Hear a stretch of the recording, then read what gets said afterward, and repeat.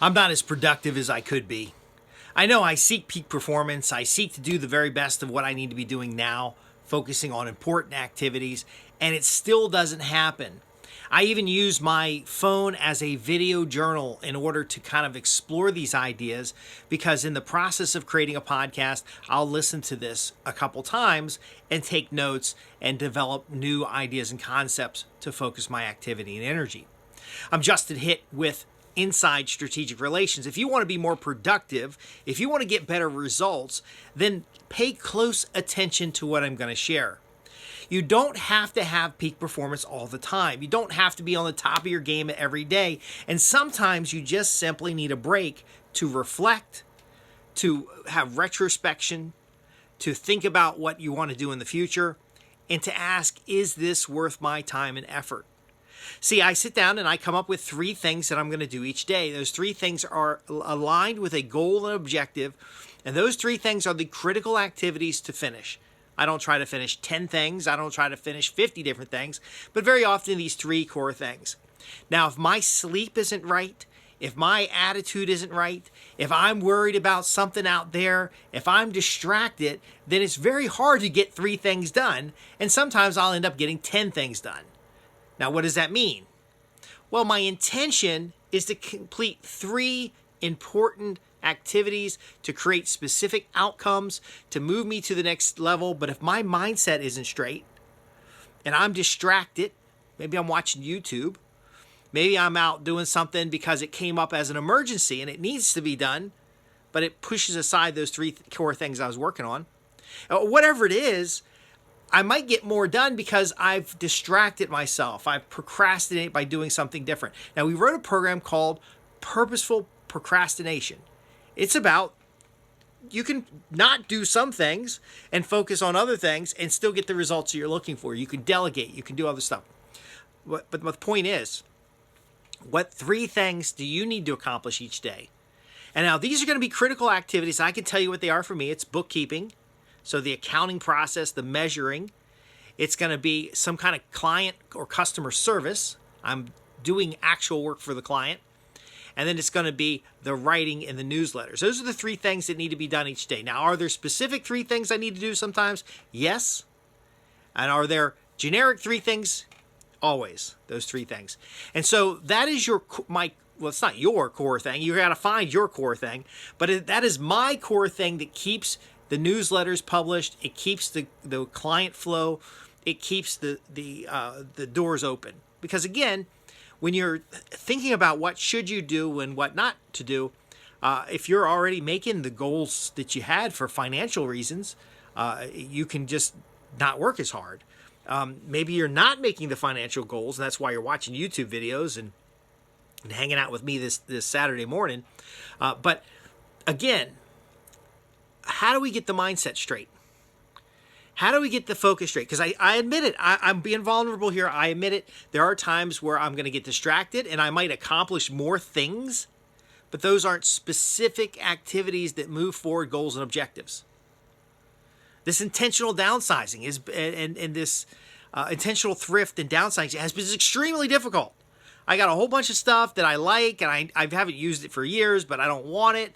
But I do want it, because if it was all just thrown away, I'd feel like I'm wasting something.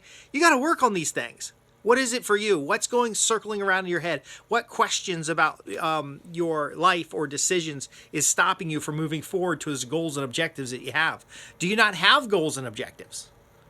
Now, we don't share our goals with the general public. We only share our goals inside of a mastermind or with people who can help us achieve those goals. It doesn't do you any good for me to tell you where I'm going in life. It might even make you jealous. But it does do good for you to figure it out. What do you want? And that will be the key to how do you get it. I wrote a book on that. It's available at www.jwhco.com. The point is, you can go through an exercise and say, okay, what do I want? What does a goal look like? What is it going to be? What is life going to be like when I achieve this? What are the characteristics of that goal? And then on the other hand, what are the 2 or 3 things I've got to do each day? Now, of course, you can do other things, but what are the 2 or 3 things we're going to do every single day in order to move towards that goal? Because moving forward an inch is better than not moving forward at all. And folks, you got to understand this. There will be days that you're distracted. We're doing some building projects in the off-grid cabins program, and when it's pouring down rain outside, nobody can work on the cabins. But I still got to feed the goats. And then we've got fencing to go up for the goats to have a larger corral space. But that's on hold until the cabins are in place, because when we're in the cabins, we'll have more time to put the fencing up. And right now, the animals have adequate shelter. They have adequate space to roam and be fed. Again, it's now goal, steps to reach the goal, and then we can start packaging those steps up into projects. So when I say, oh, I've worked on that in my off-grid cabins program, I'm literally building off-grid cabins, and that is a packaged project. When I say I wrote a book about what do you want and how do you get it, I questioned at one time, or over the course of the years, what did I want? And how would I get it? How would I approach this? How would I get it? The outcome management program. These are packages of sections in my life. And you can do the same thing, especially if you're a subject matter expert, especially if you've got career experience. You can actually say, well, look, how did I solve this problem before?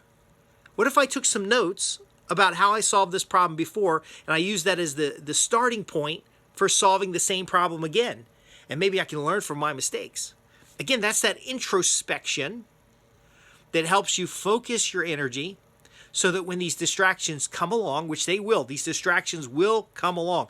Someone is going to piss you off, and it's going to throw off your game for the day. And just like a basketball game, if you're thrown off for the whole game, you lost. You're already lost. Even if you win the game, you still lost, because that emotional, that psychological pressure is going to get to you.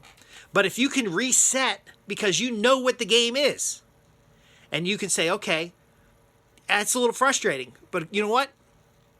In the long run, I'm going to win anyway. In the long run, I'm going to do what's necessary to get the results. And that's where we talk about outcome management. What do you want, and what are the outcomes that will create for you? Now, when I talk to clients, sometimes they'll say, well, I want $1 million. I said, why do you want $1 million? Now, some can articulate, if I had $1 million in the bank, then it could spin off a certain amount of money every year passively, which would give me a foundation to feel more confident to do specific jobs or to do specific passion projects. And I say, great, how much will $1 million spin off? And they say $40,000 a year, because it's about 4%. You can spin off about 4%. And I say, okay, great. Is $40,000 a year to live enough to live the lifestyle that you desire, to do the things that you want, to drive forward? Is that the foundation that's necessary for you to get results? And they're like, well, no, $40,000 is not enough. I said, great. Well, now we know. How much do you need to put in the bank? And they said, well, I really need like 80,000 or 120,000 to have the lifestyle that we have today. Fine. That's 2.3 million. That's $3 million or so. And I said, great. So where can we make adjustments here? So do we adjust the lifestyle as we're moving the money up so that one day we find the equilibrium? Or do we move the money up even higher in case there's an issue and we don't get that high? And so so the time frame changes. So instead of $3 million in 3 years, it's $3 million in 6 years, or $3 million in 12 years. See, we have a conversation here, and the conversation moves you forward towards your goals and objectives. That's what coaching does for you. Now, I'm kind of an accountability type of person. And so that's why bookkeeping is part of what I'm doing. Now, so many people say, Justin, you're so money oriented. You're always talking about wealth development and how to turn your income into net worth. And again, yeah, of course I am, because I have a newsletter that has hundreds of subscribers. And that's my job. That's part of my job, is to discover ways and document ways and interview multimillionaires and interview people who have achieved success in life, to distill from that the steps that you need to create wealth, because wealth is not just the money, that $3 million in the bank, spending off $120,000 a year, of which you might reinvest most of that while you're living, while you have active income. And it's not just the house you live in, or the ability to replace a vehicle if it fails. Wealth can also be the equity you have in relationships with your customers. It can be the equity you have in relationships with family members, that trust bond that's there so that you can support them and they can support you. It's a foundation, but money is how we measure most of it. So if you had $3 million in the bank and you're spending off $120,000 a year, what would you do with your time? Again, if we are mapping this out and we've identified or distilled it down to what are the 3 or 4 things you need to do right now, today, and you're always working on your most important activities, you could still have a to-do list with 5,000 items on it. It's okay. But we would distill the items down to what can we do right now? Now listen to the language there. What can we do right now? If it's raining outside, I can't work on cabins. And I can't sit around all day worried about not being able to work on cabins. I need to just move down the list a little bit.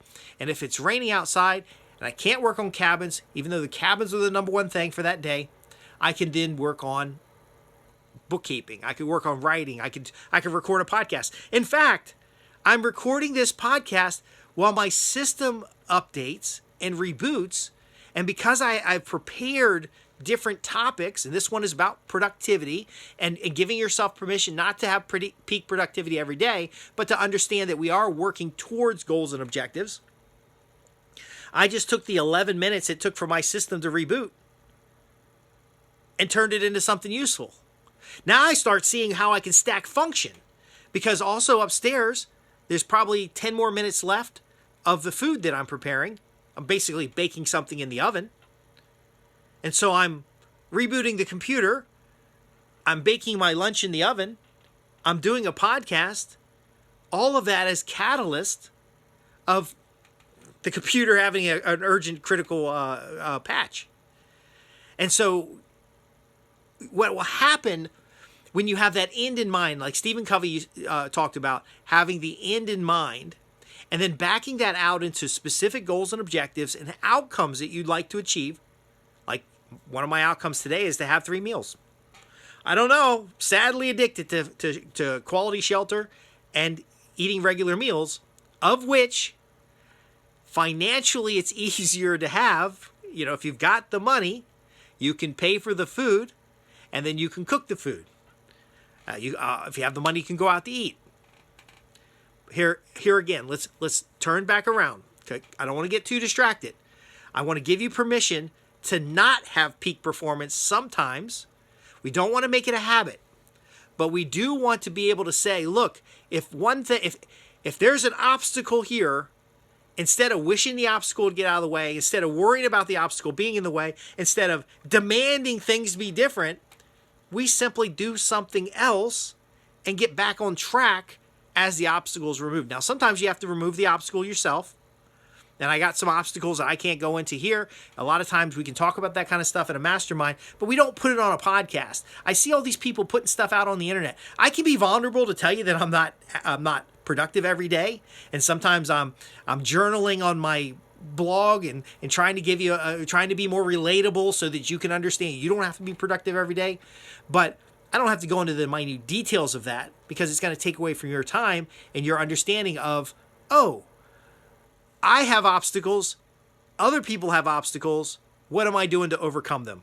What can be done today? You can almost say what can be done today must be done. But we also have to, again, because wealth is not just financial, wealth is relationships. We need to invest in our relationships. We need to invest in our quality sleep. We need to invest in our health. We need to have a full spectrum. That's what we talk about at Sustainable Wealth Secrets. A full spectrum of wealth that cannot be taken away. See, money can be taken away from you. Your time can be taken away from you. There are so many exterior pressures on you every day. Why put your own mental pressures on top of it as well? Now, let's close with a few things that you can do to improve your mental resilience and to improve your focus so that you can get your 3 things done. Number 1 is meditation. Now, meditation includes breathing exercises, finding that quiet space. And then when I say meditation, it can be prayer. It can be just that moment where There's nothing else going on, and just you with your significant other. And you're just, the cortisol's going down, you're just relaxing, walk in nature, for example. Now that leads to the next one, which is exercise. I try to do a lot of physical work. I don't like going to the gym and exercising. I want to do a lot of physical work, hauling hay bales and digging holes and putting up fences and stuff like that. That's the physical exercise work. Now, I do know that exercise in that way is not efficient, but if I can get in a couple miles of walking each day and I can get, pushing wheelbarrows and stuff, I feel better. So whatever your exercise program is. Now, we want to have good food. We're learning more and more about seed oils being detrimental to our health, preservatives and additives, plasticity. I hardly can say the word. They're putting plastic in the food. So we want to stay away from highly processed food. We want to go for more natural foods. And see, that bleeds over into my Prosperity Homestead newsletter, where I'm actually growing some of my own food. I'm buying from local farms. I know where the meat came from. I know where the vegetables came from. Can I always do that? Not necessarily, but I do try in those areas. And then finally, and this is the hard one for a lot of people, is that mental state. That mental state. We can get stinking thinking. We can get worried about the dumbass things the neighbors are doing. We can get worried about our health or worry about the other things. Rather than worry, what can we do to move towards the goals and objectives we desire? See, the goals and objectives help us look beyond the temporary frustrations we have today, the obstacles that we have today. And now, again, you may have to pray, you may have to meditate, you may have to take a quiet walk in the woods and remove distractions from your life. You may have to say, look, and I'm spending too much time on YouTube. I would rather be a producer on YouTube than a consumer on YouTube, because I can find all the answers that I need in books. I can grab a book from the library. I can order a book online. I can sit down in a quiet place and read that book in a couple hours, and then I'm going to have in my mind that information. I might even read the book again, take notes about it, and then ask myself, how can I implement this in my life? With YouTube, it's just one video after another. And I know I'm contributing to that mess by creating these videos, but ultimately, folks, if you'll sit down, take some notes, break the cycle, and then go in and implement these things. If you establish what is your goal and the outcome associated with that goal, if you establish what are the core things you must do every day to move you towards that goal, if you write down the obstacles and how you might either avoid the obstacle, go around the obstacle, or go through the obstacle, if you sit down and have a task list that is prioritized each day, and the thing that you're working on right now, the one thing that you're working on, the only thing that you're working on, if it has an obstacle, you just move to the next item. And so the intention is 3 things. Sometimes I get 10 things done. Now, sometimes I get 10 unrelated things that do nothing to improve my goals, and I feel bad for it, I guess, for a few minutes. But you can't stick with that. You can't stay with that. So I hope I've shared with you some ideas and concepts that are going to help you understand you don't have to have peak performance all the time. Now, again, you may end up by default with peak performance using what we've talked about today, because it does tend to reorient you on what needs to be done, what must be done, what's ideal as the key to unlock the success that you're looking for. It helps you reset quickly. It helps you get back on track. It helps you focus on what you're doing. Now, you probably were supposed to be doing something else rather than watching this video. But again, what I've delivered to you it's something you can implement. It's very actionable. And I would love to hear about the successes. It's always good to share your successes. And if you'd like to share your successes in the comments below, or your feedback, maybe this didn't sit right with you and you have a question, put that in the comments below. Now, we have a number of newsletters. This has been part of Inside Strategic Relations at www.insidestrategicrelations.com. And we have a free newsletter that explores the topics of influence, especially influence over your own mind. It explores the concepts of performance and how to increase and improve your performance so that you're doing work in the right areas.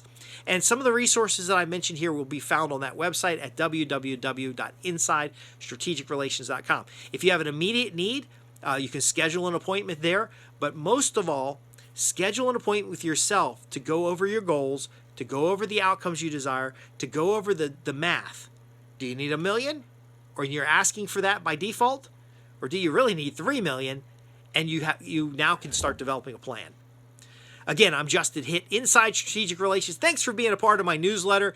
I do share these things like a journal, and if I'm delivering something of value to you, please let me know, because I can talk to myself in many other ways, and again, it's just a way I stack free time or time between activities, and ultimately works well. I'm getting what I'm going for. I hope you are too. Thanks for watching.